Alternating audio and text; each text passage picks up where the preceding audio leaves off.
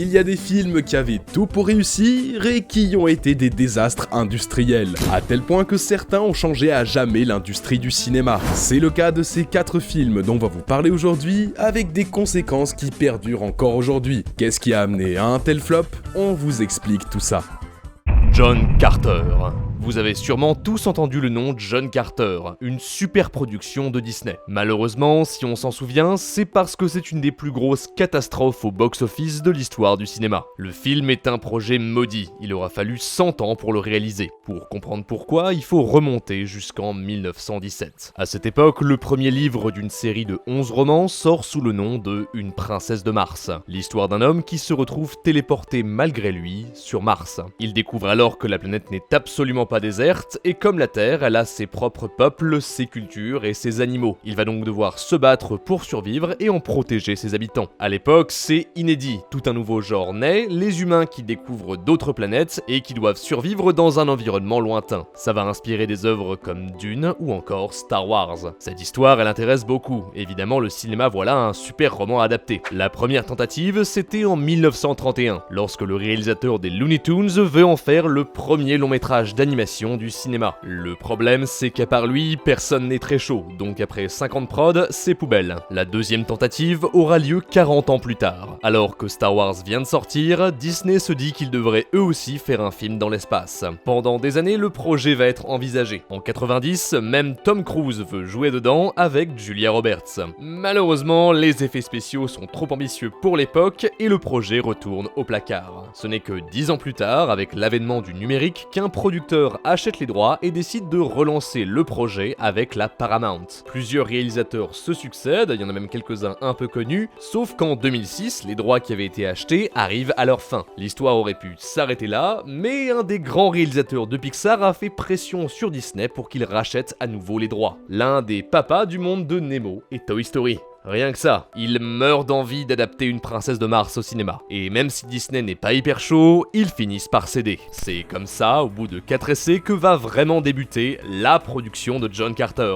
Vous l'aurez compris, c'est un projet qui en avait déjà fait reculer plus d'un. Le problème, c'est que le réalisateur, son domaine à lui, c'est l'animation. Et un plateau, ça se gère pas de la même manière qu'une planche à dessin. Un an après le tournage, ils ont décidé de retourner sur les lieux pour prendre des photos et refilmer quelques scènes. On sait pas exactement combien, une chose est sûre, ça a coûté beaucoup d'argent. Tout ça en partie à cause de l'incertitude du réalisateur. À sa sortie, le film devait s'appeler John Carter of Mars. Sauf qu'au dernier moment, l'équipe marketing décide de juste le nommer John Carter.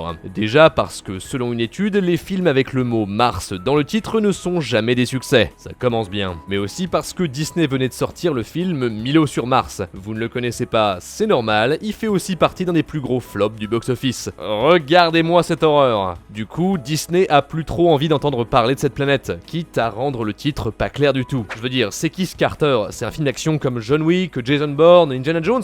Il est où le côté espace et science-fiction? Le film aura un budget colossal de 263 millions de dollars, 100 millions de plus pour la campagne marketing. C'est globalement le budget d'un gros film Marvel. Tout ça pour récolter un peu moins d'1 million d'entrées en France. C'est même pas un quart de ce qu'a fait le premier Avengers sorti un mois plus tard. Les pertes sont immenses, on parle d'environ 200 millions de dollars. Ça oblige Disney à annuler la suite et ça a même forcé son président à démissionner. Alors, est-ce que c'est à cause du mauvais choix de titre, d'une mauvaise histoire? En tout cas, pour Disney, c'est la faute à Pixar, et chacun se renvoie la balle. Après, même si le film est un désastre financier, au niveau des critiques, c'est plus mitigé. La plupart des membres de l'équipe défendent même le film et sont prêts à en faire une suite. Malheureusement, Disney a rendu les droits et s'est concentré sur une autre saga de science-fiction, Star Wars. Et oui, l'échec de John Carter est une des raisons principales qui a conduit Disney à racheter Lucasfilm aussi vite. Un an plus tard, le studio essuie une nouvelle perte de plus de 150 millions avec l'échec de Lone Ranger. Tout ça, ça marque la fin des prises de risque chez Disney. Le début d'une nouvelle période où l'on se rend compte que ce sont plus les stars qui font vendre, mais les licences. Les super-héros et les Jedi vont marquer une nouvelle ère, celle des franchises.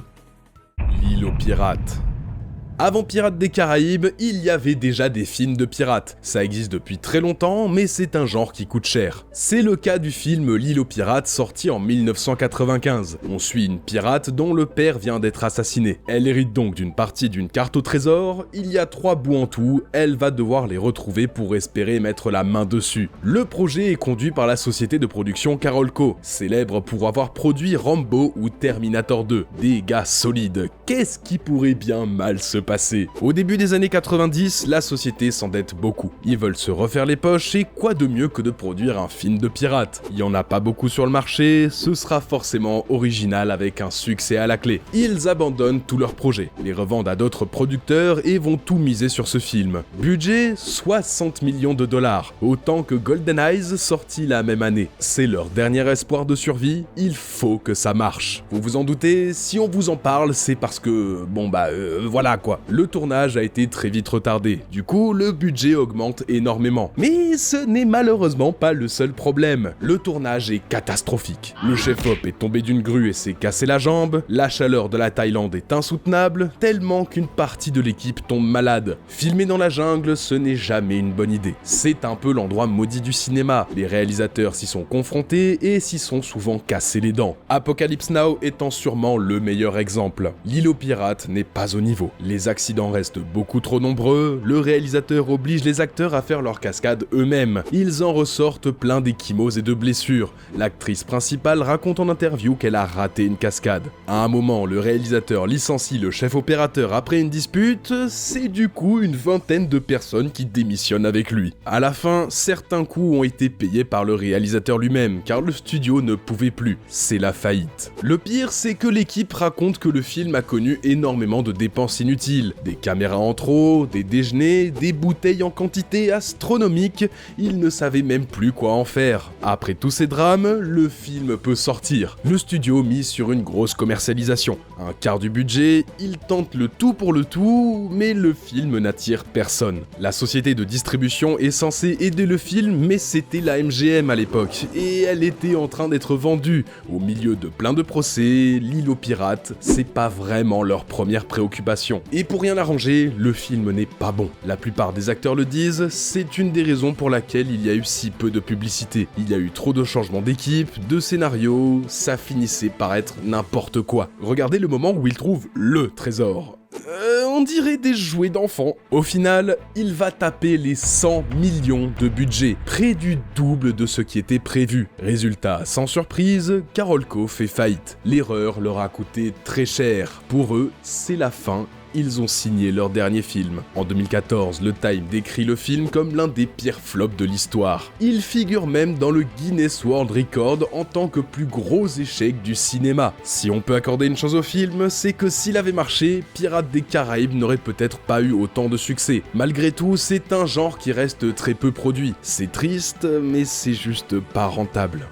La Porte du Paradis. Peu d'entre vous connaissent ce film, et pourtant il a marqué l'histoire du cinéma, en bien, mais surtout en mal, à tel point que son réalisateur est depuis considéré comme maudit. Le film s'inspire de la guerre du comté de Johnson, des immigrants d'Europe de l'Est qui se battent contre des riches propriétaires de bétail aux États-Unis. En 1971, le jeune Michael Cimino écrit un scénario qu'il rêve d'adapter. Mais personne n'en veut, trop jeune, trop inexpérimenté, c'est la poubelle. Sa reconnaissance, il l'obtiendra avec 2 Oscars pour son film Voyage au bout de l'enfer. Il réussit alors à convaincre la société United Artists d'enfin le financer. 11 millions de dollars de l'époque et carte blanche pour faire son film, La Porte du Paradis. Commence alors le tournage, qu'on considère aujourd'hui comme l'un des pires du cinéma. Dès les premiers jours, le retard s'accumule. Cimino veut que tout soit parfait. Il fait construire des rues avant de les détruire et de les faire refaire parce qu'un élément du décor n'allait pas. Imaginez, il a fait construire tout un système d'irrigation pour changer la couleur de l'eau et il a retourné une 50aine de fois les mêmes scènes. Si bien qu'au total, il y a plus de 220 heures de rush,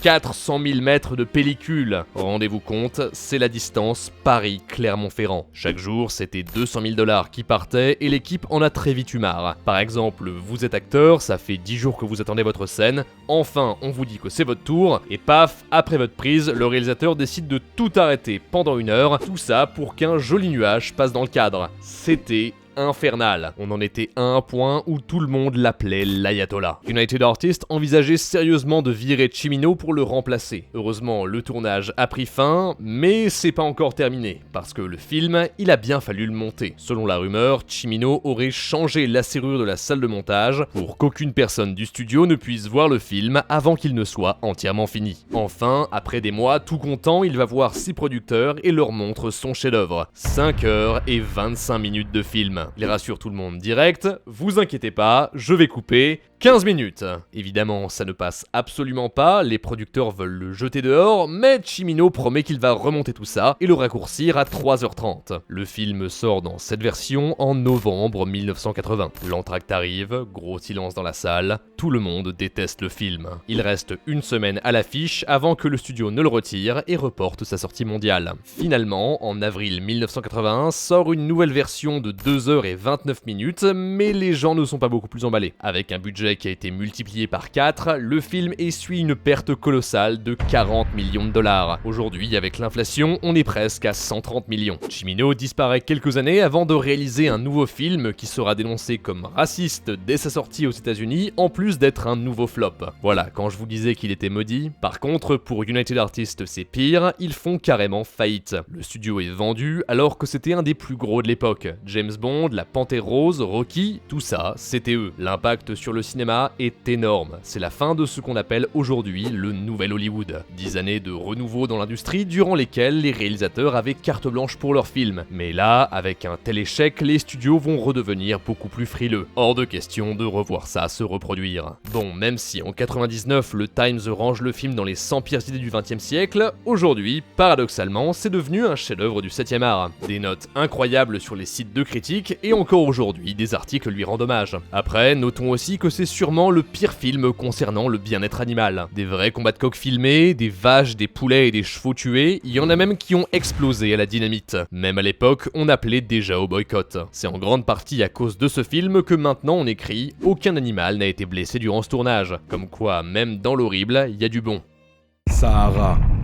Est-ce que vous vous souvenez du film Sahara? Non, et pourtant c'était LE blockbuster d'action censé réunir les superstars du début des années 2000. On avait quand même Matthew McConaughey et Penelope Cruz, rien que ça. Le projet adaptait le roman du même nom, racontant l'histoire d'un explorateur à la recherche d'un trésor sur le Nil. Ouais, c'est un peu un mix entre Indiana Jones et Uncharted quoi. On réunit pour ça un cast de folie dans l'espoir de recréer une franchise à la James Bond. Les producteurs sont super confiants, on leur donne 100 millions pour faire leur film et tout semble bien se passer. Bon, les coûts augmentent, mais ok, ça arrive, c'est le cinéma. Une scène d'action de moins d'1 minute qui coûte 2 millions, même pas dans le montage final. C'est pas grave, parce que tout le monde va aller voir le film. Ce sera super rentable. On va même faire un énorme coup de pub. L'acteur principal du film, Matthew McConaughey, fait le tour des États-Unis dans une petite caravane à l'effigie du film. Il s'arrête pour des événements, signe quelques autographes et repart. Il fait des interviews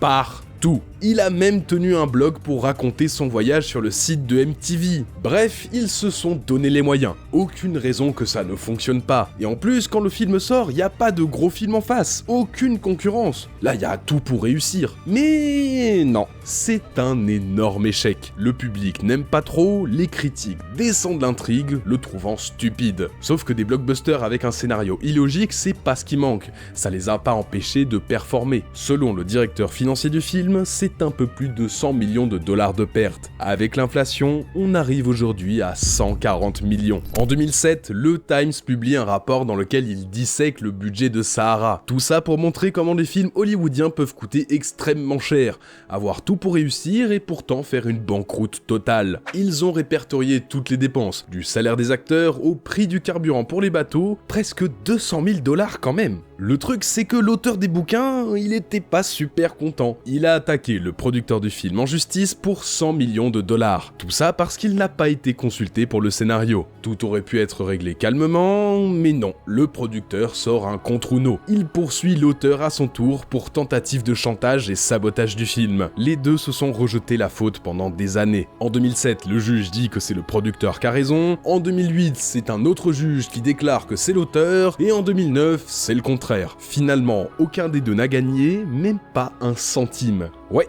tout ça pour ça. Le pire, c'est qu'on a retrouvé des infos un peu douteuses sur le film, comme quoi une partie du budget aurait servi de pot de vin au gouvernement marocain. L'affaire était clairement légalement contestable. Surtout que les pots de vin étaient vraiment pas nécessaires. Comme quoi, des fois, y a pas tant de raisons que ça. Ok, Sahara n'est pas un très bon film. Ils ont un peu trop tiré sur le budget, mais ça aurait pu marcher. Son souci, c'est aussi d'avoir eu beaucoup de scènes coûteuses, dont pas mal qui n'ont jamais été mises dans le montage final. De l'argent jeté par les fenêtres à cause d'une équipe trop ambitieuse. Aujourd'hui, le film est complètement oublié, et c'est peut-être mieux comme ça. Comme quoi, parfois, mieux vaut ne pas viser trop haut.